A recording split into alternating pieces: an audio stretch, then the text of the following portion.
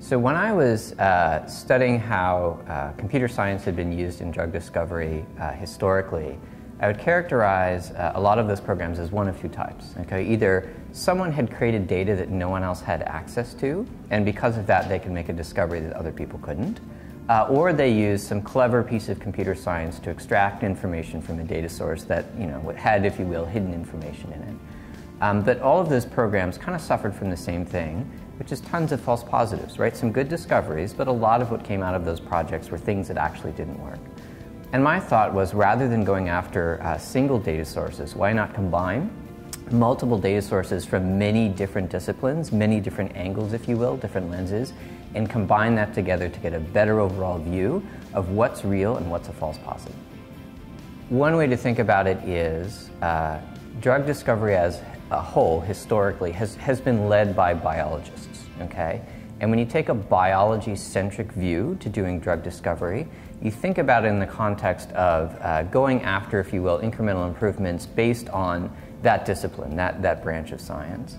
If you have a computer scientist sort of come to the table and think about solving these problems in a very different way, computer scientists can sort of reimagine whether or not some of those steps are even necessary and possibly replace them, right? And one way to think about this is sort of how the evolution of self-driving cars came about, right? Like, it wasn't, and when you think about passenger safety from the automotive industry perspective, they invent things like seatbelts and airbags and that sort of thing, anti-lock brakes.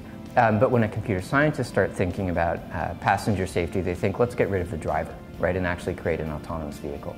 In a very similar way, that software type of mindset, coming to different disciplines, such as biology, can sort of rethink the problem itself. So for us, what AI-driven means is that we leverage our technology internally to very quickly and accurately discover new treatments that we can then very quickly move into animal studies to validate. From there, we then partner our programs with pharmaceutical companies.